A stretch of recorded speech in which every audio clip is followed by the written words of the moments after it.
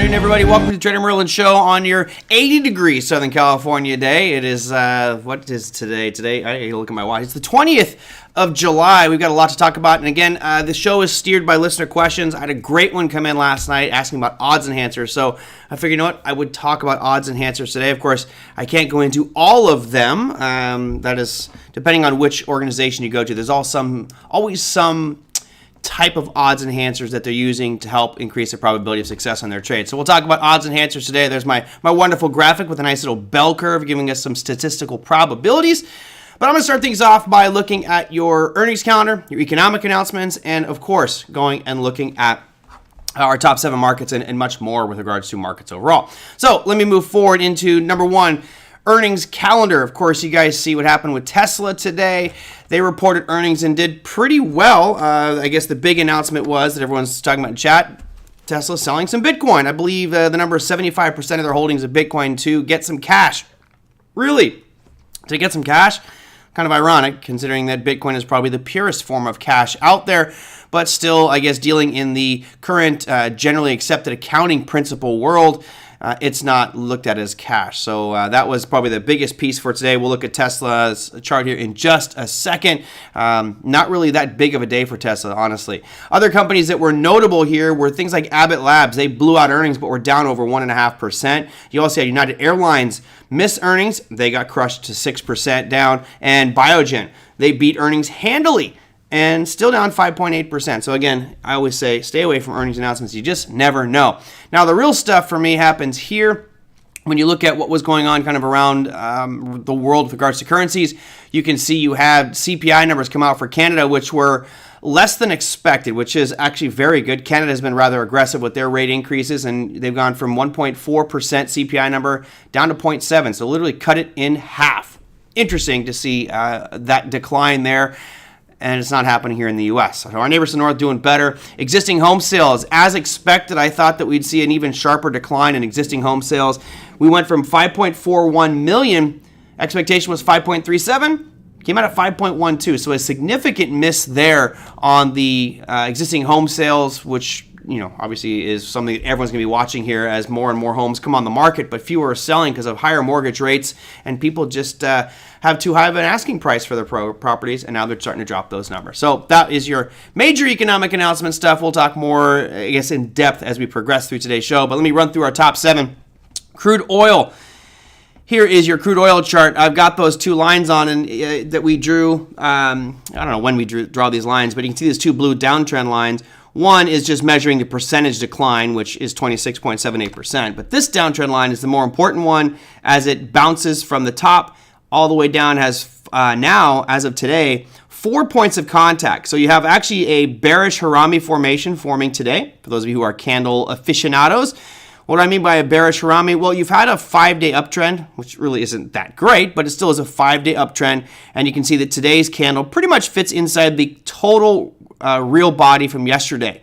Now, I know it's hard to see for anybody watching the podcast, but I think Skilled Stocksman asked this the other day. Does this little tail here being outside the real body, that the real body, by the way, is this green candle that I'm running my cursor up and down on, that is the real body. And today's price action had a tail that went outside of that real body. For most technicians and purists of candlesticks, they'd say this is not a bearish Harami. In my mind, it is. I just think it's really more reflective of what happened with its closing price. So it was slightly down on the day for crude oil, but after that 2-day surge, meaning it just hesitated. It just stalled, did not make a new high today, so that's not a very positive sign for crude oil going forward, and it hit this downward trend line, which we talked about that. It's a psychological line that traders and algorithms will be looking at going forward. So crude oil down 0.92% on the day, just under $100 a barrel at $99.81. Next, move on to commodities again. As I have been saying on this program, I think you're going to see gold drift down to that 1670 mark, and we are drifting lower today to the tune of about 0.95%. A slide of $16 per ounce for gold to 1694. Given the way that this broke, and it's right at the lows that we saw last week, that 1670 mark not looking so far away. Again, I've been waiting to sell some put options on gold, and I may do that here Probably tomorrow. I've kind of been waiting to see what happens here. I would not mind owning gold long term, so maybe I will sell some puts on GLD, and of course the GLD chart looks very similar. Let me bring up GLD. Right there is the levels that I have mapped out. The number I have for me is 157 is where I was thinking of selling some calls, selling some puts. But I don't think I'll do that anymore. I may actually go a little bit deeper. You can see there's some unfilled gaps that go to about 152, 153. Drew could very easily be back under 1,500. Yeah, I'll put a line down there at 1,500. I got way too many lines on this chart anyway. Let me get rid of some of this crap. I'll move this one down to 1,500 just so we can use that as a reference point. Okay, so there's your 1,500 way down here. It doesn't seem illogical for it to head there. If you look at some of the price action that happened in early 2020, right, we sold off aggressively because of the COVID pandemic issue and then surged from there. Well, there are some interesting levels, especially the 1590 mark, and I would argue that the 1500 is right at the top of a demand zone. So yeah, I think we could get to 1500. Getting below that, nothing's out of the ordinary. You notice that there's a really pretty intense area of consolidation or basing that happened right around 1450 on gold as well. So something to keep an eye on going forward, but not worried about it yet. I still would be interested in owning gold long term, so we'll see what kind of premium I can generate from those options, and maybe that'll be part of the topic for tomorrow's show. All right, moving on to Bitcoin. Bitcoin was doing great. Let's just check out your, let's do the 15-minute chart of Bitcoin. There is your 15-minute chart of Bitcoin, and you can see it was doing great. It was up at 24,300 and change, and then all of a sudden, boom, really started to plummet here. And part of the reason is Tesla's announcements, basically saying that they're unloading some of their Bitcoin holdings. I think the number I heard was 75% of their holdings because they wanted to increase cash on hand. Okay, fine. They're going to take a nice loss on that Bitcoin if they do. I think I recall Elon Musk's average price being somewhere in the 30,000 range. They would have lost a nice penny if they cashed out. So kind of silly, but I guess from a financials perspective, it looks better to be holding cash on your balance sheet than Bitcoin from generally accepted accounting principles or GAAP. So there you go. Bitcoin sold off aggressively, and then we look at what happened with Tesla. Tesla really didn't do much. Here's your Tesla on a 15, right? And post-market, it's just slightly down. So it's not that big of a deal here for Tesla. But we'll wait and see. I'm not sure if these numbers have actually been rolled out here because you'd think there'd be way more volatility here. And if they had, you do have fairly high volume on this candle right here, which is right into the close. So maybe we're still waiting on this one to be priced in. I do have delayed data here, so I could be a little bit late here on that one. Nice and some rallying from Bitcoin. Yeah, it's nice to see the longer term rally, but you got to be careful there. You still look at that picture. It did break out of this yellow box, which I was very happy about, but I still have this gut feeling that we're going to continue on down in Bitcoin, but that's just my gut feeling. We'll see what happens there. Tesla popped up to 778 and down to 737. Yeah, why am I not seeing that? Oh, you know why? I know why. Dab nab. I turned it off. So if you go Tesla, and I go to a 5-minute, that's right. I wonder why it looked off. I didn't have extended hours trading. There it is. There's the extended hours trading. Boy, talk about getting whiplash, right? Huge rip up, huge rip down, and pretty much unchanged right now. Gotta love it. Which is why I don't trade earnings. So there's your Tesla. We'll see what happens with it in the morning, but it definitely had an impact on the price of Bitcoin as people read through the statements to see what their balance sheet looked like and saw some Bitcoin removed from that, which is interesting because Elon Musk has said that he's not going to sell his Bitcoin or Tesla's, but here it is, selling in the after hours. All right, moving on up the list, we got the Dow futures, pretty much unchanged on the day.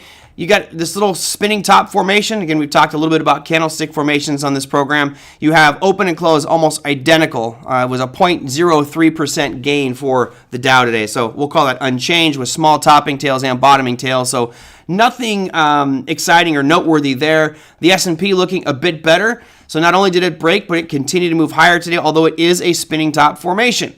I'll talk in just a second on how to trade a spinning top formation, and once we get to the rest of these. So that was third place. Russell 2000 is your second place finisher, which looked great.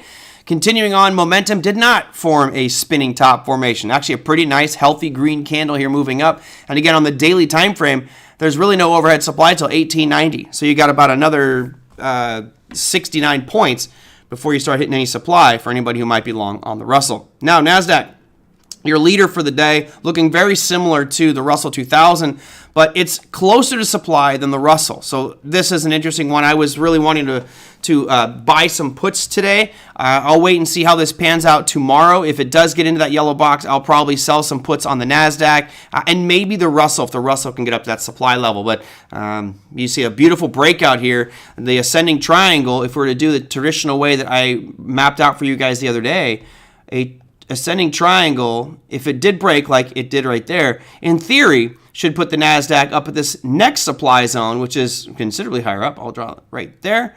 Right, that's pretty much your target, is that upper red line. So we'll keep an eye on that one, even though it's way up there. I still want to respect that supply level that happened back in June and potentially open up some short positions by buying puts directionally on the NASDAQ 100. But again, I'm going counter trend. I'm going counter breakout. I am going in the direction of the bigger trend, which is my main goal. Leads the question, plus P's on NQ or triple Q. Yeah, I'm going to buy some puts on the triple Q. QQQ. Yeah, ETFs. So I'd be looking at puts on the ETF, and you notice that today, like it actually came into the zone, but my zone isn't really drawn the best. I tend to be a little... we'll just say more frugal, so I'm somewhere in there or possibly even here. It's a tricky one because there's a lot of chop that happened here between May 31st and the 8th of July, right? 8th of June. A lot of chop in there on that chart, but that's the zone I'm looking at, and we pretty much almost hit it today. Elon has lawyer bills. Yeah, well, that'll probably be coming out of his personal account. You never know, but I'm sure that Tesla's chairman and the board's like, wait a minute, you got yourself into that with Twitter. That's nothing to do with us, so that's on you, buddy. Anyway, that's one to keep your eye on for tomorrow. You did have the breakout from these highs right around 297 on the triple Qs, so great. Momentum looks awesome at this point. Long and strong, but I kind of feel like you'll see some hesitation here at this 308, 309 level on the triple Qs. I may be wrong. No way what, Gallo? Well, there's a pump and dump of Bitcoin. Have you been using the USD as a tool for Bitcoin, Merlin? I have not. I've really just been following the trend of Bitcoin. It is not the same as some of these other ones. So we'll look at them side by side here. Here is Bitcoin, right? And you can see that Bitcoin has been stair-stepping down. Whereas you look at that dollar index, it's really not stair-stepping up. It's just surging up. I guess we could make the argument that there's some areas of sideways consolidation in it. But right now you've got this beautiful uptrend, a pullback. It kind of went through this yellow demand zone that I had drawn out. So I'm sure that took some people out of long positions on the Dixie. But I don't really see that tight of a correlation between the dollar and Bitcoin, or an inverse relationship between dollar and Bitcoin at this point. All right. I've noticed more and more it likes to move opposite. Yep. Yeah, the dollar, it has been moving almost exactly the opposite, right? Bitcoin's in this beautiful downtrend and dollar's in a beautiful uptrend. Done. Okay, so that is your main market pieces. Again, the dollar index had a nice little update today, 0.35%, but that really didn't impact the equity market indexes too much. Normally when we have a positive Dixie, you have a negative equity index like NASDAQ, S&P, Russell, and Dow. Today, they were actually moving together. So a little bit of a disconnect there in the normal price behavior. We'll take a real quick peek here at some of the bond instruments since there was some movement in that. Here is the traditional yield curve is against the 10 and the 1. You can still see we are still inverted there and actually declining today. Here is the one the mainstream media looks at, which is the 10 and the 2. We are still inverted on that one. And as far as the yield goes, really consolidation on that 10-year right now. You can see we're hovering just about 3.03% for the 10-year and 3.165 for the 30-year. All right, went through everything that I wanted to. If you have other stuff you want me to cover, let me know, and we can discuss some of that. That said, I will go into our topic du jour, and I'm going to hopefully be able to do this. I wish I had a production assistant. It would make things so much easier. Okay, so now I will bring us into the topic du jour. Now, just so everybody knows, when it comes to odds enhancers, I can't on this program, nor will I, go into all the details about what Online Trading Academy's odds enhancers are. That is obviously proprietary information, and if you're interested in knowing more about it, take classes with Online Trading Academy and find out what they are. At a high level, I guess you have to ask your question. It's not just OTA's odds enhancers. It's just, what are odds enhancers? And the question that came in, it was from Lee again. He says, can you talk about odds enhancers? I'm not a student, but have heard you reference them.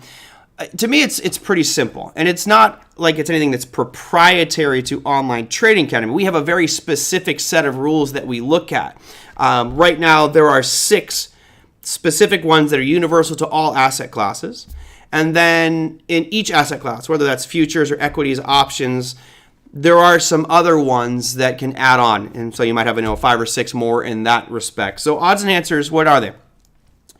In anything in life that we do, you are constantly trying to find ways to put odds in your favor. If you look at the way a casino in Las Vegas runs, they design games that at a minimum are 51% chance the house will win, 49% chance the customer will win. That's like the best odds you can get in Vegas. Now, some will argue that with craps you can actually play it and do better than that, but I still have yet to see that long-term result. Bottom line is, it's a designed plan in order to help you achieve your goals. Obviously, the casino's goal is to just make tons and tons and tons and tons of money. For our goals, I'll speak for myself. Obviously, my goal is to make money, but I know along the way I'm going to have some losing in there. So it's about increasing overall long-term wealth would be the ultimate goal. Now, how do you do that? What I have to do is I have to be very aware of the things that are costing me money, right? That is like this 10 laws here of trading. I've run through this with you guys many times in the past. Those trading laws are ones that were designed by me for me because of my own imperfections, right? My flaws are reflected in those 10 trading laws. You should all have a 10 laws list.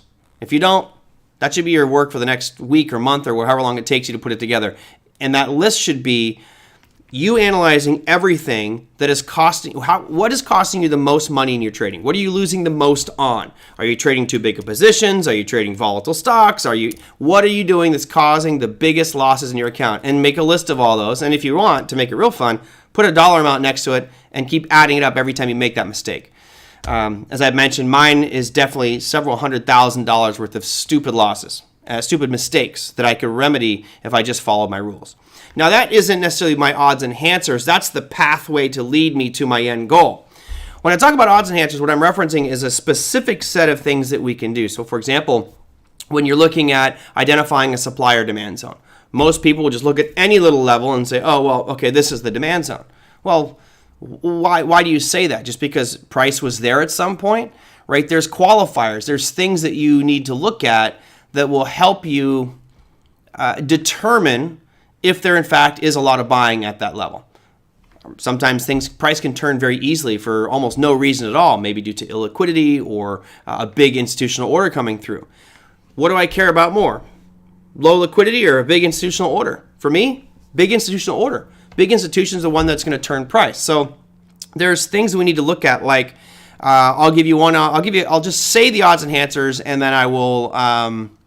Actually, let's just start with one. I'll give you one, and I'll look a couple examples. But I definitely don't want to be going into all the odds enhancers, so don't get too excited. First thing I like to look at is emotion. Right? So one of my odds enhancers is playing the emotions, whether those are positive emotions or negative emotions in the marketplace. So what's a good example of that? Let's just take a peek over here. We will look at, let's see. Let's go and look at something that moved a lot. Copper or natural gas is a big one today. And let's go here on a 15-minute time frame. So if you guys look at this price chart, it should be abundantly clear where the single greatest piece of emotion is on this natural gas chart. This is a 15-minute chart from the last 2 days. It should be abundantly clear that today, and I am on Pacific time, today right around 9:45 in the morning, there was an emotional move up in natural gas. For whatever reason, it surged. And of course, I could add on volume here to help me understand that. And you can see that at that moment, there was a huge spike of volume. It went from 768 contracts traded in a 15-minute window to 5,000 contracts traded in that 15-minute window. That caused emotion, right? So if I'm looking for an odds enhancer, right, one of those odds enhancers is going to be the strength of a move. How strong was that move? What did it do at that point? Because remember, while I'm always trying to analyze what's going on between the buyers and sellers, I'm more interested in who's the big dog, right? Is there some big muscle behind that move? Because, my little orders aren't going to move the market. I don't trade that big. Neither Lisa and Gallo and Drew, Margaret, Chase, you guys probably aren't swinging around a $50 million position, are you, on one trade? My guess is no. If you are, congrats. I don't want to sound condescending. Even Daniel, are you throwing around $5 million at a time? Probably not. Most of us are going to be doing, it depends on everyone's account, but maybe 20, 50, 100, maybe a couple $100,000 on a trade. That starts to get big for a retail investor. But it's the guy who's swinging 50 million, the institution. And when I look at a move like this, clearly this is reflecting something. Now, I don't know whether that's a lot of retail investors chasing it and driving it up, or if this is one big institutional order that slammed this thing to the upside. So I don't know exactly what did it, but it is there. The fact is there was an imbalance between buyers and sellers here. And clearly the sellers walked away and the buyers were just hammering the ask and taking away those sell orders. So, this level right here would be one that I'd be interested in. Now, this is not what I'm not going to say that this is a great demand zone. There's a lot of other odds and handles I want to look at, but it starts off with some fairly positive aspects to it, right? So I could draw this line out here, go back to my daily, right, and be looking at this from the bigger picture, and this level right here, which may seem insignificant on the daily time frame, now is a reference point, right? It's a nice reference point, a lot closer to 5 than 5 million. You got to start somewhere, buddy. Got to start somewhere. Only in simulator. Yeah, and I apologize. I definitely don't mean to sound condescending. I think you guys understand that, it's everybody's in this battle. And if the big institutions are the one that made that move, that's who I want to follow, right? I want to be trying to anticipate what those institutions are doing. So one thing to mention there was the strength of a move. So the strength of a move is a very important odds enhancers. Another piece might be, where did the move start? The location of the big move up or big move down relative to where it was becomes very important as well. I mean, those things are very simple odds enhancers. And the goal of what Online Trading Academy does with their odds enhancers, it says, look, you can pick any chart setup. Any chart you want, just pick a picture and then run it through these odds enhancers. And if those odds enhancers give you a high score, then you can feel more confident about that trade simply because it meets a lot of criteria, which is designed to identify higher probability setups.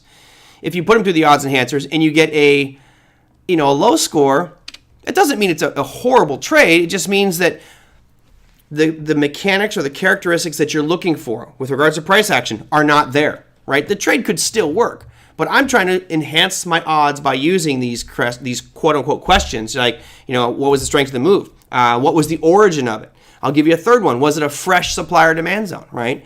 Those are just 3 out of the 6 generic ones, and then there's a lot of specialty ones. Now, the goal of all of that is to help us remove emotion. Now, I almost feel like they should have changed it from odds enhancers because to me it sounds, it sounds a little too positive, right? It's an odds enhancer. Yes, they are, but for me, they're an emotion reducer. So, for example, if I go out here and look at a price chart, let me bring up, you guys type in some symbol. I don't know, I'm tired of picking symbols. You just whoever gets the first symbol in there, I'll look at that one, and we'll just real quickly look at, direction and setup and things like that, and just kind of make an assessment maybe from an odds enhancer perspective. Or I'll sprinkle on the odds enhancer talk track. So I'm waiting here for someone to type something into that chat. I'm probably sure it's going to be Lori or Lisa will probably be the first one to type it in. My guess is someone's going to say Tesla. Someone will say, hey, Chris, good to see you. Chris, why isn't it 454? Isn't the 454 big block the better engine? Or you just like the 327?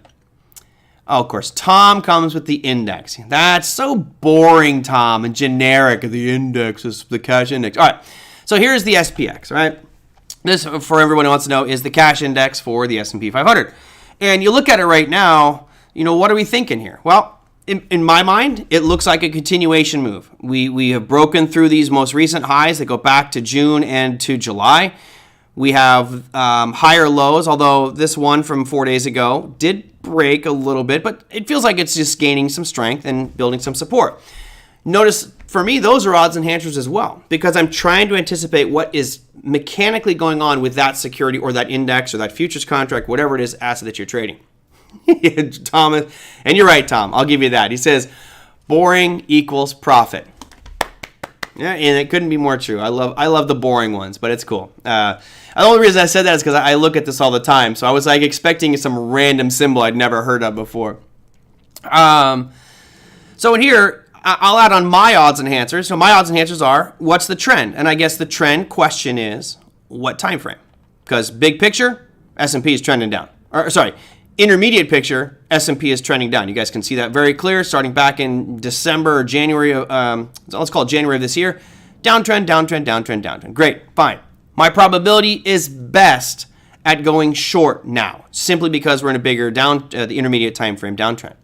That said, if I switch this up and go to a weekly, which is some people's favorite chart, we could make the argument that this is simply a pullback into demand zone during this big uptrend. So again, it all matters what your time frame and what style you're trading. If you're a long-term investor, you should be buying right now. If you're somebody who's a swing trader for the next couple weeks, few months, well, that's more like the daily. You should be shorting right now. If you're somebody who's a swing trader who's literally going a couple of days, well, you should be looking at going long right now because that trend is to the upside. So again, it changes based off your time frame. But if I look at this picture here, I love analyzing the daily. If I'm here, the daily is saying it's getting stronger. Now that said, I cannot ignore the bigger downtrend. So what am I going to be looking for? My odds enhancers are look for supply zones up above. And here you have a supply zone. It's not the best. I won't get into all the different terminology because that's for OTA. But you can see the one of the odds enhancers we talked about, the strength of the move. Well, notice what happened right here on the 9th of June. It broke down below this area of demand and ripped. Okay, on the SPX, you've got 2 runaway gaps. That's significant. Now you're seeing that gap close. The first one closed. Now we're going to probably close that second one. So odds enhancer for me in this case is I'm looking at the very short-term trend is up, gaining strength, coming back into the intermediate downtrend. Awesome. Go long until it gets back up here to that 4101 and then reevaluate. If we can start to get above, let's say 4190, well, now I'll reevaluate because maybe this whole trend has reversed and now we'll be seeking out some of these higher levels at 4600, etc. So for me, those are some odds enhancers that are outside of what OTA teaches that I like to look at. I'm really more about understanding what's going on with price. Now, when I am mapping out an individual trade, I don't use all 6 of the odds enhancers, meaning I don't go through and I don't put them in the spreadsheet. However, those of you who are using CliK, there's some really slick features in there inside of CliK that allow you to just type in the variables and calculate out the odds enhancer score for you inside your trade manager, or trade builder, excuse me. So that's very cool for anybody who's learning as an OTA student and using CliK. Put all your trades through CliK and use that trade builder and see what comes out. What's the score? And again, it's designed to make you go, I love this trade, or I'm just going to pass on it without being emotional. To me, that's the whole point of odds enhancers. Now, just for fun, you guys tell me, what are some of the other the odds enhancers that you would use? And maybe I'll run through those. Because a lot of people like to say, well, my odds enhancers are indicators. Okay. Remember, all indicators are going to be inherently lagging, but if you like one, type it in the chat and tell me why you like it. And we can look at that from an odds enhancers perspective. I think as long as we have a set of rules around what we do, and it's very specific, then ultimately what you've done is you've minimized the risk on a specific trade by analyzing it objectively and saying, does it look like this or do this? Great. If it doesn't, well, I might pass. Simple. More research. CliK is Online Trading Academy's trading platform. So let me see if I can show you that. It's designed to be a platform that it's just a front-end interface, and you can connect it to any brokerage firm that you want. Let me real quick log in so I can show you. So let me bring it on here. This is going to be in simulator, so this is the only simulator account I actually show you guys. Here is CliK. So yeah, this is Online Trading Academy's trading platform called CliK. There's all sorts of different stuff that it can do in here, from trade builders and watch lists and workspaces. It's pretty cool. I'm a fan of it. You got all sorts of different analysis tools that you can use, and It's just, unfortunately, it's slow in development because of the things that have happened in the past. And let me see right now. I can go in here and where is it? I guess I don't have it set up. All right. But yeah, this is their platform. It's actually really cool. It has a lot of built-in features that you just can't find anywhere else. Zone drawing tools, etc. So that's CliK. Only reason I actually use TradingView is because it accesses more markets for now. At some point, we will get more assets in CliK and then connected to a broker so I can do live trading on it, and then I'll probably be using CliK on the show. All right, so let me see what we got here. You got tech support here. Let's see. Fibonacci arc with the Fibonacci spiral made it look like a Picasso painting. Okay, so I'll briefly mention those. Personally, I think that Fibonacci arcs are one of the biggest joke. The biggest joke in the industry. So one thing you'll notice here with these platforms, let me see if I can pull up the Fibonacci arcs. I don't even remember where they're at. So here's Fibonacci circles, Fibonacci speed resistance arcs. Those are your arcs. So I'll draw some arcs on here, and you go from that point to, let's say, this point. And the perspective is that when it hits these lines, there's going to be some price will act funny, and people go, oh, see right here, look, it reacted funny and sold off. Look, the thing you know for sure, it's guaranteed that over time price is going to hit these arcs. And that's just silly to me to expect that there's going to be some price gyration because of that. So I think that Fibonacci arcs are a joke. I think that this next one here, which is Fibonacci circles, is another joke. Trend time, to me, is like, let's say we go from here and you click on this one. What it'll start to do, it'll start to span out Fibonacci, again, expected turning points. Not in my career have I seen really effective turns at Fibonacci arcs. It does look pretty. Yeah, it's so special. Well, Margaret, I love fibs. I love Fibonacci, but not in that respect. So, for example, let's use a Fibonacci extension, trend-based extension. So I think the way this works is you go 1, 2, 3. So what it's basically saying is this move up here from June 17th, it peaked on June 28th, and then sold off to a low of on July 15th. So the question is, where's it going to go next? Well, the fib extensions give you targets, potential targets. Personally, I think it's an accessory. I think it'll help, but your most important thing here should be looking at the supply and demand zones, right? Learn how to identify those supply and demand zones properly, draw them out. But fibs, I think are great. So I like retracements as well. I think Fibonacci was eating mushrooms when they were designed. Well, if you look at the golden rule, which, if you're a nerd like me, you actually know the Fibonacci sequence. How many people do you know that can recite by memory the Fibonacci sequence? Nerd alert, that'd be me. So basically all Fibonacci is 1 plus the previous number. So 1 plus 1 is 2. 1 plus 2, or 2 plus 1 is 3. 3 plus 2 is 5. So it's 1, 1, 2, 3, 5, 8, 13, and it just keeps going out into infinity. And then if you divide each of those numbers by the previous one, you get the golden rule, which is that Nautilus shell. The Fibonacci Vitruvian Man picture was based off Fibonacci numbers. The Mona Lisa is all perfect Fibonacci ratios. Your hand, your body mechanism is all Fibonacci ratios. This is if this is the 1, that's the 2, that's the 3, that's the 5, that's the 13. It's crazy how those ratios are in there. It's hard to explain the phenomenon of Fibonacci in the world. Whether it's how we view art is better if things are at Fibonacci ratios. If you look at things like broccoli, cauliflower, not broccoli, cauliflower, or what's the green one? They all have those spirals, and that's all fractal like a Fibonacci sequence. So it's really, really cool. I actually did a video many moons ago on Fibonacci and the impact, and I think it's very interesting to look at how that works. Does it serve to make trades off of? A hierarchy of trading should be, here's my supply and demand zones. Here's how I'm going to trade that. Entry, stop loss, price target.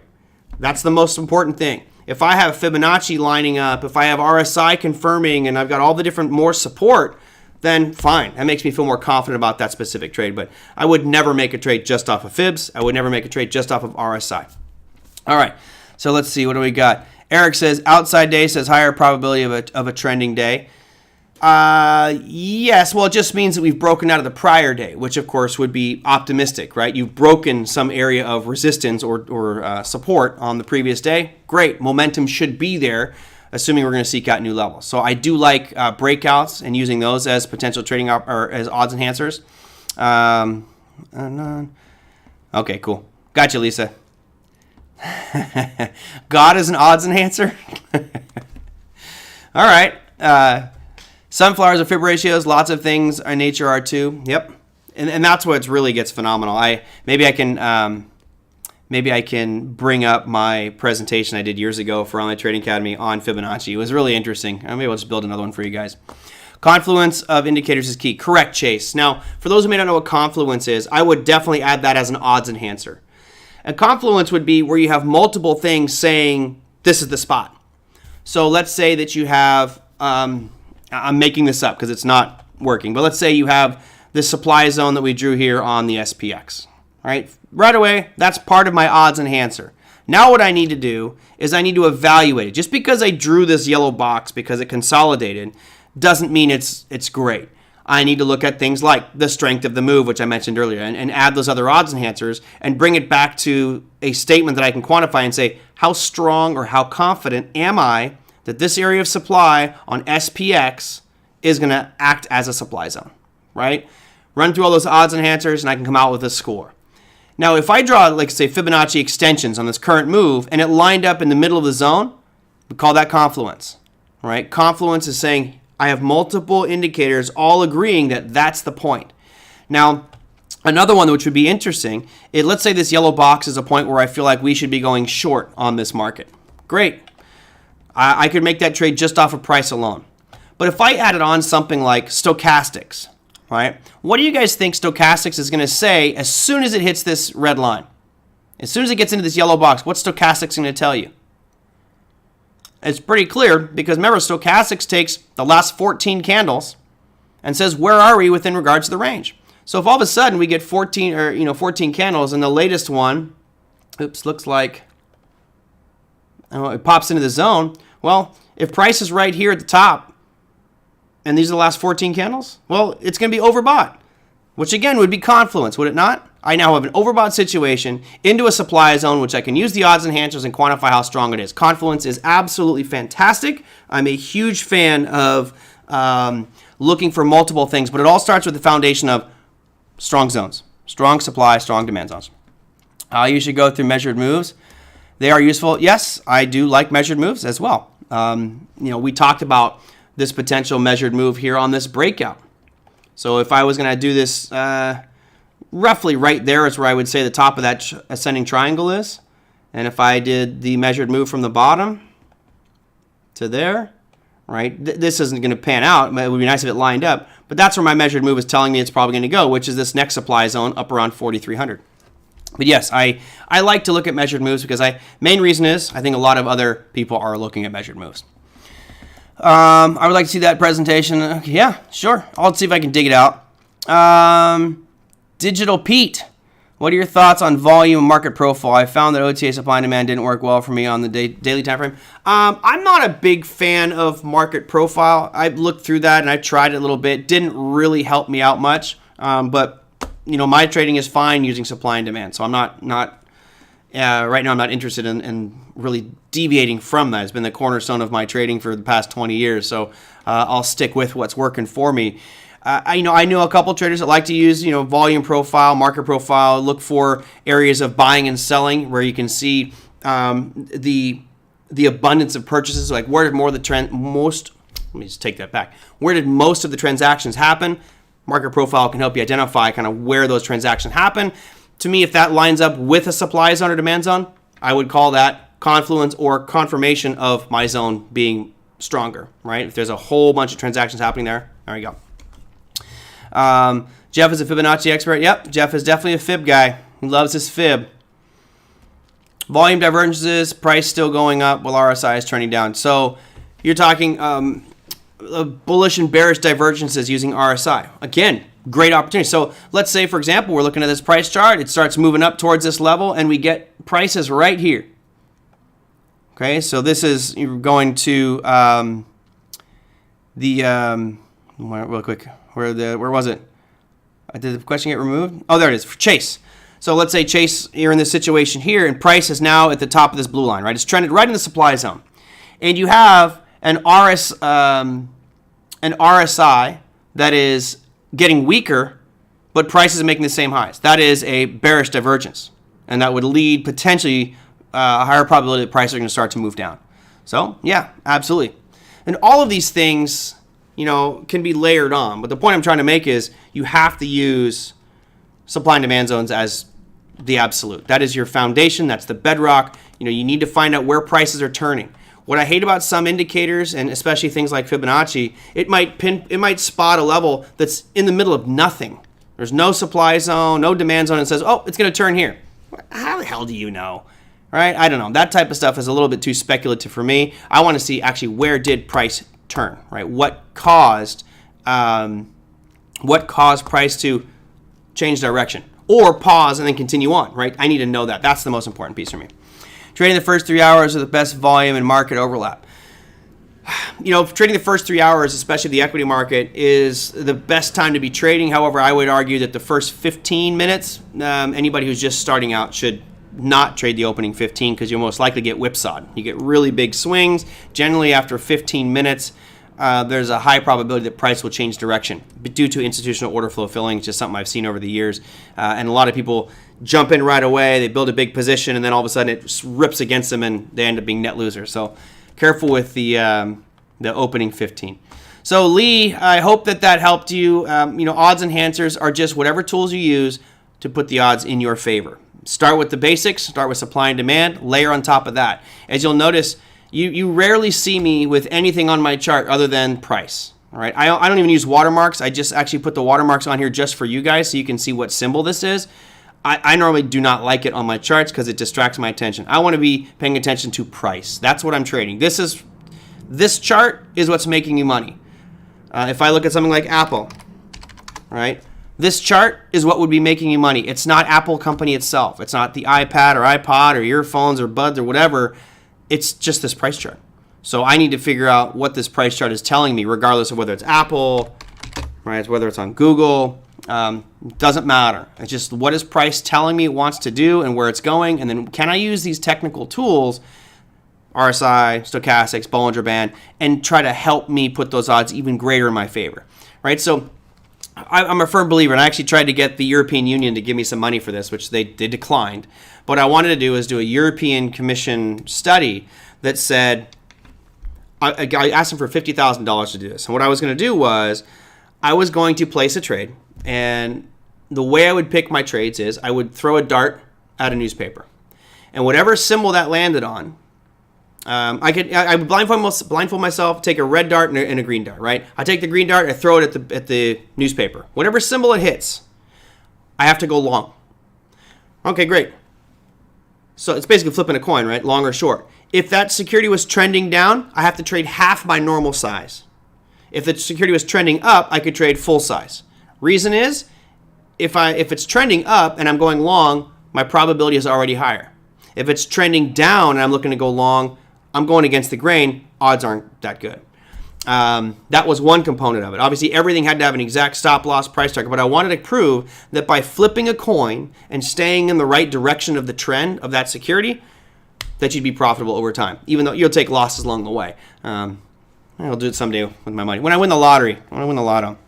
Go the opposite direction of Jim Cramer? Yeah. I just don't see how he can, with good conscience, do that show every day knowing that the world is mocking him. I mean, the only people that follow his picks are people who have no clue what they're doing. Anybody who's been trading for a while just goes, that guy's a clown. Can we look at Vale? Vale. Andiamo. Katut, don't try to push this into an hour show. I see what you're doing. I see you know it's got 13 minutes left, and I told you yesterday this is going to be a 45-minute show, and I'm already 2 minutes past that. Plus, it's getting really hot up here in my office, so yeah, I might have to cut this soon. I'm looking at Vale. Okay. I'm going to start this off on the weekly just because I want to see where it's come from, what it's done.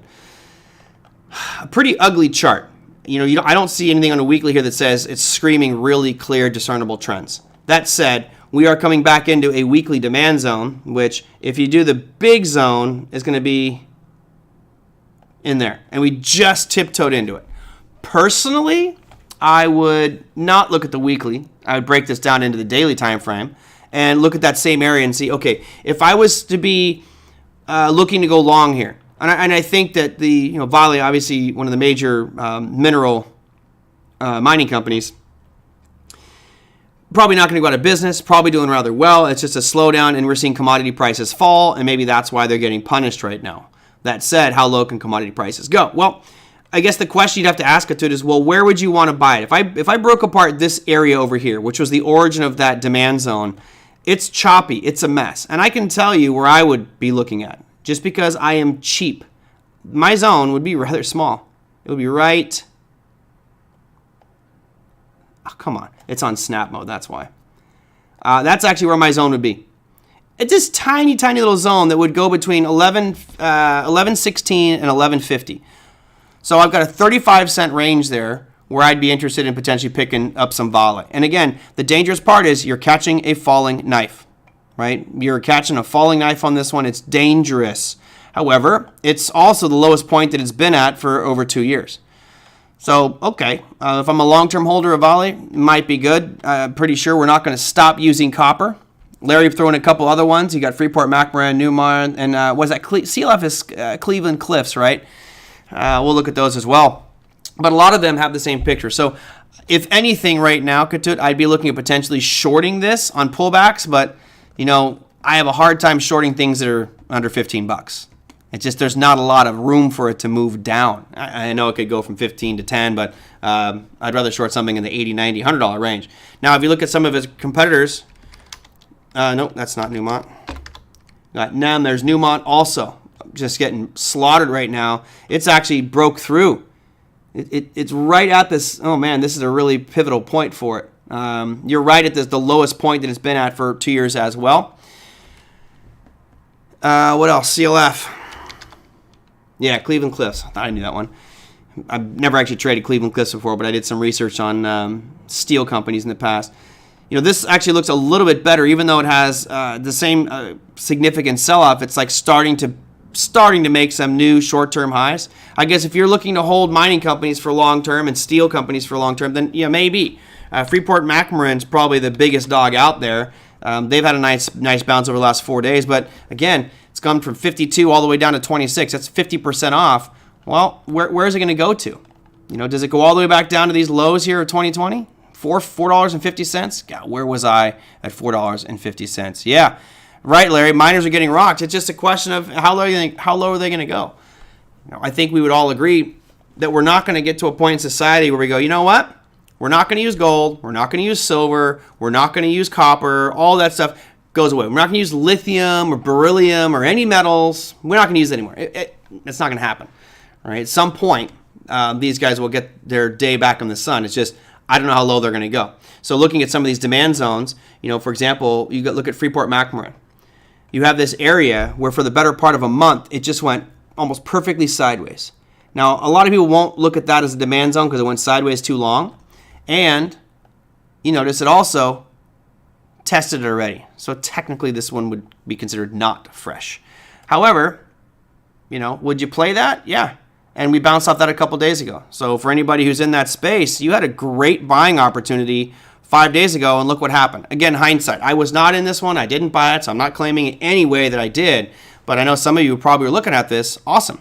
Right? It's a great buy point for Freeport McMoran. If you're wrong, you had a fairly tight stop loss below this yellow box. Awesome. I'm a great trade. $4.50 violates your trading rule. Got to be 15. No, I just don't like shorting cheap stocks. Especially when you get into the single digits. There's a guy. Oh man, I got 8 minutes left. Oh, Big Eb's not here today, so it's okay. There's a guy out there. What is his name? You guys know him. Timothy Sykes, right? And this is some guy who got famous because he took his bar mitzvah money, whatever, $20,000, and turned it into over $1 million, shorting penny stocks, which to me is the ultimate form of gambling. Now, who knows if it's legit? Maybe he got just lucky on a couple of things, but he made a ton of money, apparently. I don't know. I've never seen his trading statements. And again, I'm very suspicious of anybody who makes outlandish claims in trading. But now he has a service of penny stock picks where he tells you what to short. But shorting penny stocks to me is insane. I would never do it, but that's just me, right? So it doesn't, not that it said that it violates my trading rule. It's just I don't like trading things under 15, either long or short. I want a real company that has, a solid price and volume to go with it. All right. I'm going to wrap this up. I have some crypto questions I want to get to for Kingsley and for Nick. But I got to wrap this show up. I have things I got to get taken care of today, so I'm going to wrap this one up. Again, if you guys have comments, questions, things you want me to discuss, send them on in. TraderMerlin@gmail.com, or best places down below the YouTube video. Now, here is your economic calendar for mañana. You can see the 21st of July brings us some very, very groundbreaking news. If you follow the Monday morning must-knows that I've been doing for Online Trading Academy, we released those on Monday. Just a lot of fun to kind of give my 2 cents of what's going on in the market. Europe has been one of the few countries that is not raising rates. And I've been scratching my head going, holy hell, the U.S. has gone from 0 to 1.75. And we're probably going to jump up to 2.75 here in a week. And Europe has done nothing. Nothing. They've stayed at 0, right? We've been jumping since the beginning of the year, and they literally 6 months later, the European Union's like, no, we don't want to do it. We will stay here, and it will fix itself. No, you have high inflation, over 8.6%. So the question I had on that was, at some point, the EU is going to raise their main refinance rate. And lo and behold, the anticipation is it's going to happen this week. It's going to happen to actually tomorrow morning at 5:15 a.m. Pacific time, 25 basis point increase. Kind of interesting to see. Well, it's a group of countries. It's an amalgamation. Yeah, I know. It's the whole European Union. There we go. I'll make it more proper. It's the union of European countries. So their announcement comes out at 5:15 in the morning. That could have impacts for the U.S. equity market. So for those of you who are trading early, so this is well before the U.S. equity market's open. Keep your eye on the euro. You could see some real big swings there because, again, this is the first time they're going to be raising in a long time. And that should help the bleeding that's going on with the euro. Here's the euro chart. Right now at 1.01786. No longer at parity, but awfully darn close. And if they do raise tomorrow, that could actually boost this euro a little bit higher and get further away from parity. So curious to see what happens there. The other announcements that are important for the U.S., you have the Philly Fed Manufacturing Index, which are expecting to come into positive territory. What else? Natural gas storage. And then, yeah, pretty much it. You got some CPI for Japan, but they're in their own little world as well. And finally, if you're trading the British pound, which has also had a pretty ugly slide here recently, their retail sales numbers come out tomorrow, but that will be after we do the show. Now, earnings calendar-wise, no popcorn trades of the day. I don't get to use my wonderful graphic. But you have AT&T, you have Snapchat, which has been wild, Blackstone, Intuitive Surgical, American Airlines, Philip Morris, Nokia, and Union Pacific. Do you think the Fed will raise... How about I just do this? I will do a poll just because you asked me to do a poll. Let's go out here, do a poll. I will do this one and there. So the question that's going to go through right now, and this is thanks to Lisa. She says, do you think the Fed will raise rates up to a full percentage point? So we're talking 100 basis points at the next meeting. I'll let you guys fill this in for a little bit. Right now, I have not looked at the Fed funds futures for today, so let me show you that. And Lisa, was this your attempt to get me to go an hour show? You guys are sly. You're slick. I can see it, but not going to happen. Here is the Fed funds futures. And you heard me say it. You know my answer. I do not think that they will be raising a full point. Right now, it was a fairly high probability, right? A week ago on July 13th, it was an 80% chance of a full 1 point raise. Now it's dropped to 32%. I just don't think that they're going to do it. I think that 75 is logical. 1 is a little bit too aggressive. The horizon is saying that commodity prices are falling, so we might get some moderation. In my mind, there's no need to go a full point, but it could easily happen. Just kind of, I'm kind of curious what you guys think. So let's see, what is the poll? Let me end this poll here real quick. Right now, we're almost 50-50. 57% say no. 43% of you say yes, they'll raise a full percentage point. Cool. Yeah, I mean, bottom line is we just don't know, right? We just don't know what could happen at this point. But there you go. There's your poll. Let's see. Forex question: thoughts on Djiboutian franc and Peruvian sol pair? Yeah, that's Tom. Yeah, let me get right on that. I'll pull that currency pair up. no idea. You know I would never look at that stuff. All right, so I gave you the economic calendar. I gave you the earnings announcements. That is pretty much it for today's show. As far as tomorrow goes, keep an eye on some of those broader indexes coming into the overhead supply. That'll be the entertaining piece for me anyway. One of that is going to be the S&P, which is a long ways away from its overhead supply. The other one, which is very, very close, is going to be the NASDAQ. That will probably be the one that I will be notifying you tomorrow that I bought some puts on. We will see how it goes. Hopefully, if it does rally up tomorrow, I'll be looking as deep in that zone as possible. What do I think of space tourism? I'm already claustrophobic enough. There's no way in hell you're getting me to space, but I think that if you can make it economical and get the price down enough, then it will be fairly popular. I would love at some point to just go up into orbit and look at the world from space and be able to see that eternal blackness and the curve of the Earth, so I can look at all the flat earthers and go, it's round, you morons. It's not flat.